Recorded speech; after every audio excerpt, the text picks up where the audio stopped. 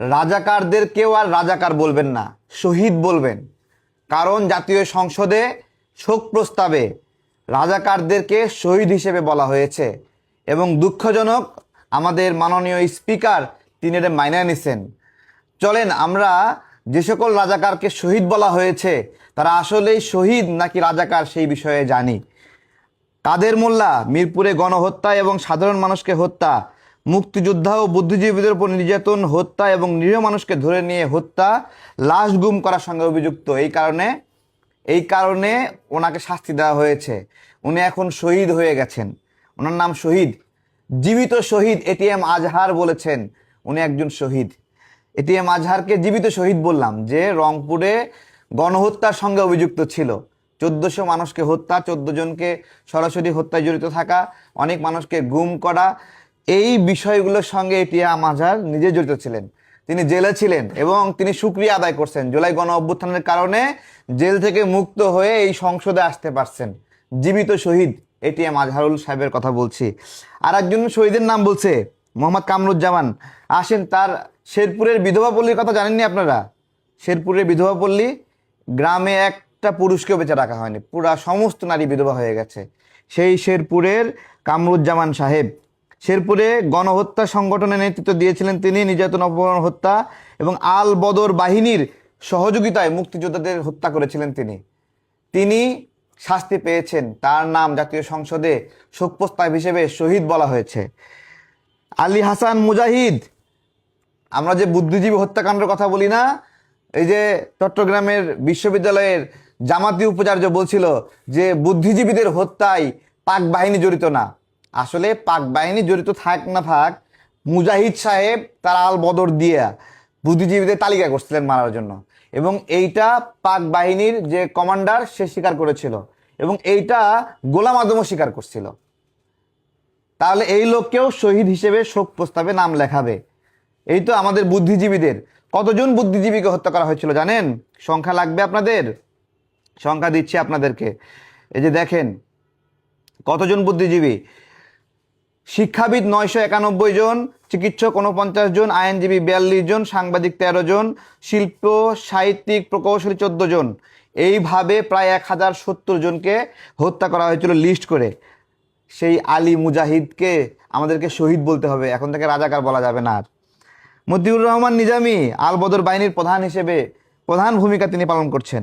বুদ্ধিজীবী হত্যাকাণ্ডে জড়িত থাকার অভিযোগে তার উপর রায় হয়েছে। মীর কাসিম আলী চট্টগ্রামে ডালিম হোটেলের নাম মনে আসেনি? এই ডালিম হোটেলকে ক্যাম্প বানায় মানুষকে হত্যা করছে, নির্যাতন করছে এই মীর কাসিম আলী সাহেব। এই সব মানুষকে এখন থেকে শহীদ বলতে হবে। দুঃখজনক হলো আমি সঙ্গে সঙ্গে প্রতিক্রিয়া জানাতে পারি নাই। দুঃখজনক হলো ওইখানে বিএনপির বড় ভাইরা ছিল, তারাও এটা মেনে নিছে। এই জায়গায় আপনাদেরকে জিজ্ঞাসা করছি, বিএনপির দায় আছে?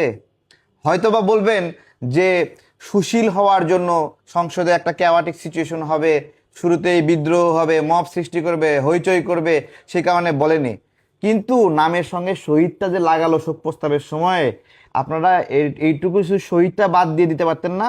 এটা সব কিছু মিলেমিশে একটা সংসদ, ঠিক আছে বুঝতে পারছি, কিন্তু নামের সাথে শহীদ, এই যে মানুষগুলোকে হত্যা করছে সেই মানুষদের মধ্যে জীবিত শহীদ এটিএম আজহারুল সাহেব তো সংসদেই বসছে, বা এগুলো তো শহীদ হিসেবে দিচ্ছেন। এটা দায় আছে না আপনাদের? দায় আছে না? এই দায় কিভাবে শোধ করবেন? জাতীয় সংসদ গাচ্ছে, আমাদের মির্জা ফখরুল ইসলাম আলমগীর ভাই আঙ্গুল দিয়ে দেখাই দিচ্ছে দাঁড়াও। হ্যাঁ, ওরা তো জাতীয় সঙ্গীত গাওয়ার সময় ওরা তো দাঁড়ানোর প্রয়োজনীয়তা উপলব্ধি করে না। অর্ধেক দাঁড়ায় আছে, অর্ধেক বসে আছে, অর্ধেক দাঁড়ায় আছে, অর্ধেক বসে আছে। এই হলো এদের অবস্থা। আবার জাতীয় সঙ্গীতের সময় শেয়ালের মতো হুক্কা হুয়া করতেছে। হুক্কা হুয়া কেন করতেছে? যে রাষ্ট্রপতি বীর মুক্তিযোদ্ধা শাহাবুদ্দিন সাহেব তিনি কেন ভাষণ দিবেন?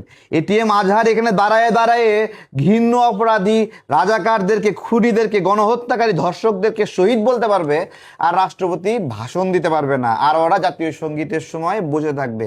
এই সব কিছু মিলিয়ে আমি আজকে ওইখানে আমরা যারা উপস্থিত ছিলাম, এটা আমারও দায় আছে। আবার কিছু করারও ছিল না। আমরা যে অংশে ছিলাম সেই অংশটা অনেক দূরে, ওইখান থেকে চিল্লালেও শোনা যাইতো না। তারপরেও আমার বোবা চিৎকার করা উচিত ছিল এবং অন্য যারা ছিল সবার চিৎকার করা উচিত ছিল। এটা তো এই যে নীরবে চুপ কইরা শোক প্রস্তাব পাশ করে নিল, তাহলে এখন এই লোকদেরকে আপনি রাজাকার বলবেন কিভাবে? এখন তো বলতে হবে শহীদ কামরুজ্জামান, শহীদ কাদের মোল্লা, শহীদ মুজাহিদ, শহীদ নিজামী, শহীদ নিজামী। এটিএম আজহারুল ইসলাম ভাই, আপনাকে একটা জিজ্ঞাসা করি, আপনি যে মানুষগুলোকে শহীদ বললেন, আপনি নিজেও মৃত্যুদণ্ডে অভিযুক্ত, সেখান থেকে আপনি যেরকম ভাবে হোক একটা সিস্টেম করে, তো এখন তো সরকার ওই রকমই ছিল, বাইরে হয়ে আসছেন, ভালো কথা। আচ্ছা আপনি বলেন তো 1971 সালের যুদ্ধের পর আপনি পালায় গেছিলেন কেন? আপনি যদি কোনো নির্দোষ হন, একবারে নিরপরাধ মানুষ হন, আপনি পালাইছিলেন কেন? গোলাম আজম কেন পালাইছিল বলেন? আরে ভাই, আপনারা এমন অপরাধী, বাংলাদেশের মানুষ 3 বছর হজ করতে পারে নাই আপনাদের জন্য। হজ করতে দেন নাই, 3 বছর হজ করতে দেন নাই। যে সৌদি আরবকে বুঝাই রাখছে যে না, এই দেশে মানুষকে হজ করতে দেওয়া যাবে না। আপনারা আল্লাহর নাম নিয়ে যুদ্ধ করছেন, হ্যাঁ, ধর্মের উপর দোহাই দিয়ে। 1971 সালে আমাদের মুসলিম সন্তানরাই পাক বাহিনীকে রুখে দিছিল, মুসলিম সন্তানরা। শহীদ প্রেসিডেন্ট জিয়াউর রহমান হিন্দু ছিল না, হ্যাঁ, তারপরে বঙ্গবন্ধু শেখ মুজিবুর রহমান, তাজউদ্দিন সাহেব, সৈয়দ নজরুল ইসলাম, তারা কেউ হিন্দু ছিল না। এটা সত্য কথা, মানতে হবে তো যে হিন্দুদের উপর সবচেয়ে বেশি নিপীড়ন হচ্ছিল, কারণ ধর্মের দোহাই দিয়ে নির্যাতন করছে, ধর্মের দোহাই দিয়ে হত্যা করছে। তারা ভারতে গিয়েছিল, শরণার্থী আশ্রয় নিয়েছিল। কিন্তু আপনারা যেভাবে রাজনীতিটা করেন, আজকে যে কাজটা করলেন, যে শহীদ কাদের মোল্লা, শহীদ কামরুজ্জামান, হ্যাঁ, আল বদর বাহিনীর গুরুত্বপূর্ণ ব্যক্তি যারা ক্যাম্পে নিয়ে যায় লিস্ট করে করে মানুষ হত্যা করছে, বাংলাদেশের ডক্টর, চিকিৎসক, শিক্ষক, বুদ্ধিজীবী, জ্ঞানী মানুষদেরকে হত্যা করছেন বাংলাদেশকে কেন? পঙ্গু করার জন্য। আপনারা খুব সৎ লোকের শাসক চান, সৎ লোক, ভালো ভালো মানুষগুলোকে মাইরা আবার বলেন সৎ লোকের শাসন চান, তাই না?